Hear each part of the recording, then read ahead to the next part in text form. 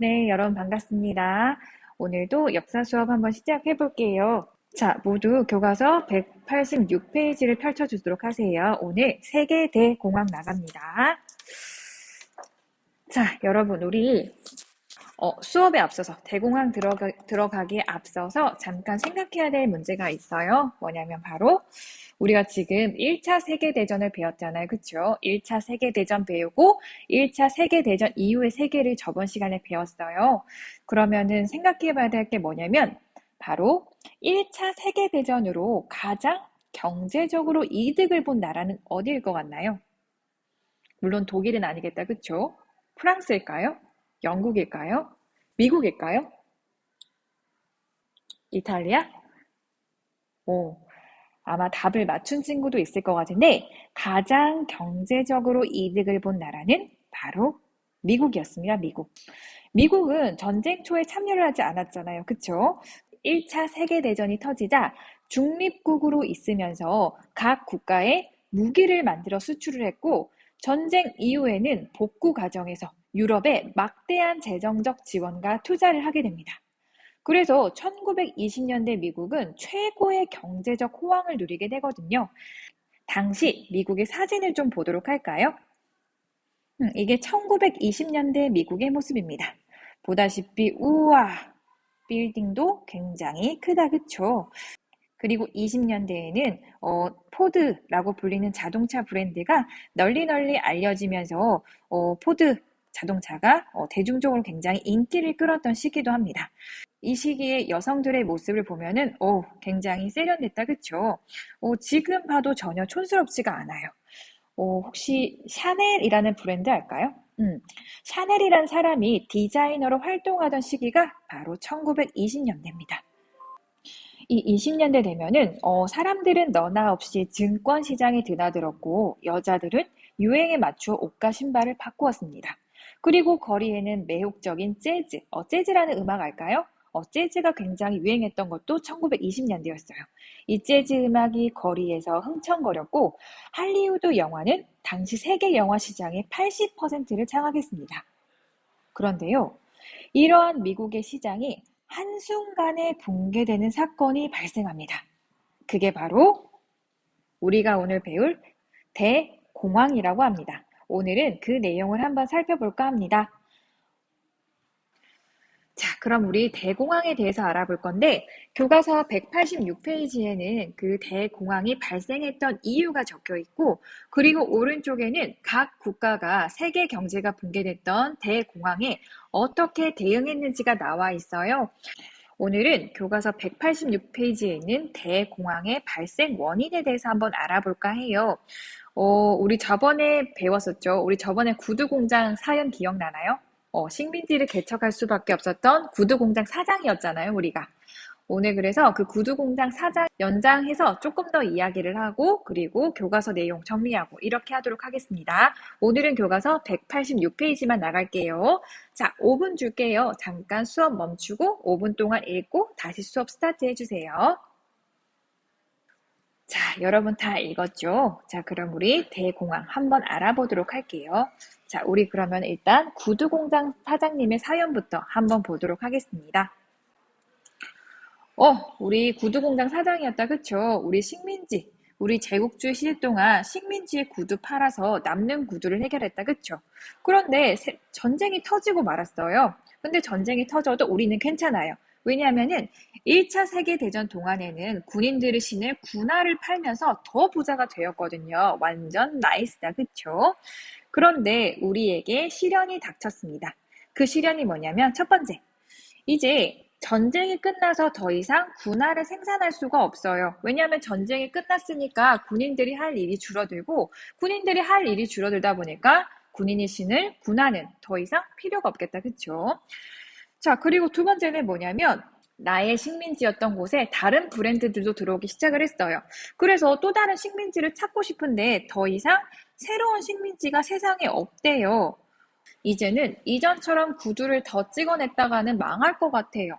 그래서 내가 선택한 방법은 바로 구두 가격을 낮추기로 했습니다. 이제 가격을 낮춰서 소비자들의 마음을 좀 움직여 볼까 합니다. 이해 가시나요? 여기까지 따라올 수 있겠죠? 자, 그럼 구두 가격을 어떻게 낮출 건지 생각해 봅시다. 자, 구두 한 켤레를 만약에 10,000원으로 치면은 여기에 포함된 여러 가지 요소들이 있어요. 이렇게 나눠볼게요. 일단 재료비가 3,000원이 듭니다. 그리고 공장 유지비, 예를 들면 공장 임대료라든지 뭐 이런 게 3,000원이 들어요. 그리고 노동자 임금이 3,000원이고 이익이 1,000원이 남습니다. 이런 요소들이 다 포함돼서 구두 한 켤레가 10,000원의 가격에 책정되었거든요. 근데 여기서 가격을 줄이려면 어떻게 해야 될까요? 일단 재료비 못 줄여요. 재료비 줄이기 힘들다, 그쵸? 재료비는 안 되고 못 깎아. 그리고 공장 유지비, 월 임대료는 내가 선택할 수 있는 게 아니다, 그쵸? 이것도 못 깎아. 그럼 남은 게 노동자 임금이랑 이익 두 가지 남았다, 그쵸? 근데 이익을 깎을 거면, 이익을 줄일 거면 장사를 안 하겠다, 그쵸? 그래서 결론은 무엇만 남나요? 노동자 임금을 줄일 수밖에 없어요. 그래서 나는 결심을 했어요. 나 구두공장 사장님이 결심을 했어요. 가장 일의 효율이 떨어지는 직원을 내보내자. 그걸 바로 구조조정이라 한다. 그쵸? 자, 이때부터 구조조정, 그러니까 직원을 자르는 겁니다. 구조조정이 시작되면서 노동자를 해고합니다. 그래서 노동자 임금비가 줄었으니 구두 가격을 낮출 수 있어요. 그래서 9,000원으로 낮췄습니다. 여기까지 이해할 수 있을까요? 근데 여러분, 이러한 상황이 과연 구두 공장 사장님께만 있었던 문제일까요? 아니에요, 아니에요. 수요의 감소로, 즉 사람들이 물건을 적게 사면서 상품의 가격을 낮춰야만 하는 이런 상황은 이 구두 공장 사장님한테만 발생되는 문제도 아니고요. 구두 산업에서만 발생하는 문제도 아니었습니다. 1차 세계대전이 끝난 후에요. 사회 전체적으로 공급 과잉의 문제가 발생하고 있었고 모든 산업에서 가격을 낮추기 위해 노동자를 해고하는 사태가 일어나고 있었습니다. 근데 문제는 이 해고당한 노동자는 노동자인 동시에 물건을 사는 소비자라는 게 문제죠. 이렇게 해고를 당했으니까 더 이상 물건을 살 능력이 안 되겠다, 그쵸? 결국 사회 전체적으로 실업자가 늘어나면서 사회 전반에 소비가 줄어들 수밖에 없어요. 즉, 사회 전체적으로 해고된 노동자가 늘면은 사회 전반적으로 소비도 줄어들 수밖에 없어요. 그러면은 소비가 줄어들었네. 그럼 또 가격을 낮춰야겠다. 그쵸? 가격을 낮췄네. 그럼 또 노동자를 해고해야 돼요. 이런 식으로 악순환에 빠지게 되거든요. 정리하면 이렇게 볼 수 있습니다. 공급 과잉, 물건이 남아난다. 그쵸? 그래서 가격 경쟁을 하기 시작을 합니다. 물건의 가격을 낮춰요. 그 과정에서 노동자를 해고합니다. 구조정이 일어난다. 그쵸? 전반적으로 대량 실업이 일어나면서 이제 해고된 노동자들이 소비를 하지 않아요. 소비 위축. 그럼 또 물건이 남아도네요. 이런 식으로 계속해서 악순환에 빠지게 됩니다. 이해 갈까요? 자, 정리해 봅시다. 일자리를 구하지 못한 실업자가 늘었습니다. 그래서 이 실업자들은 소비자이기도 하기 때문에 물건을 사지 않아요. 그래서 문을 닫는 공장과 기업들이 속출하게 됩니다.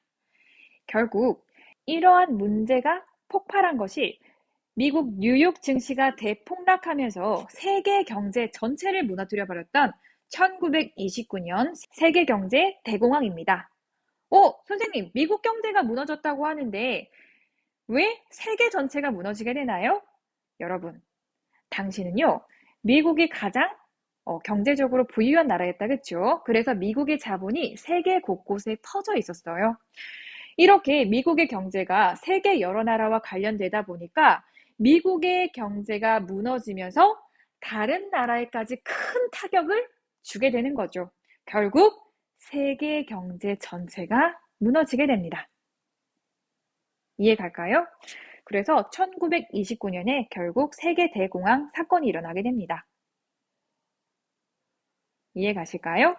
자, 그러면은 이제 경제가 무너졌다고 그냥 발 뻗고 있을 거 아니다. 그쵸? 그럼 이걸 수습해야 돼요. 그래서 오른쪽 페이지에 보면은 이제 세계 각국이 이 대공황에 어떻게 대응했는지 다음 시간에 살펴보도록 할게요. 자, 우리 교과서 밑줄 한번 그어볼까요?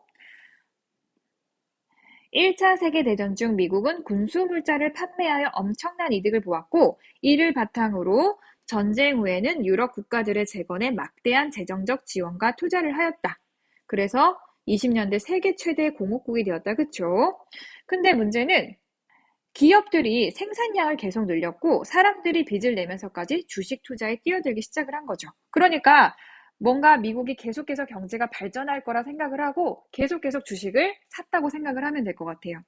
근데 아까도 말했다시피 공급 과잉 문제가 해결되지 않으면서 결국 노동자들이 실업을 하게 되고 노동자들이 실업을 하면서 소비가 더욱 위축되는 시기가 찾아옵니다. 그래서 결국 사건이 터졌다. 그쵸? 바로 10월입니다. 이 10월 24일 날 주가가 대폭락을 하거든요. 그래서 수많은 기업, 은행, 투자자가 커다란 타격을 입게 됩니다. 그래서 미국의 금융권은 여러 나라에 빌려줬던 자본을 거두어 들이기 시작하고 그 결과 대공황이 급속히 전 세계로 확산되게 됩니다. 이해 갈까요? 그래서 이후에 파산하는 기업도 속출했고 많은 사람들이 일자리를 잃게 됩니다. 자, 그러면은 여기까지 보고 우리 다음 시간에 대공황에 대응했던 여러 나라의 케이스를 살펴보도록 할게요. 수고하셨습니다.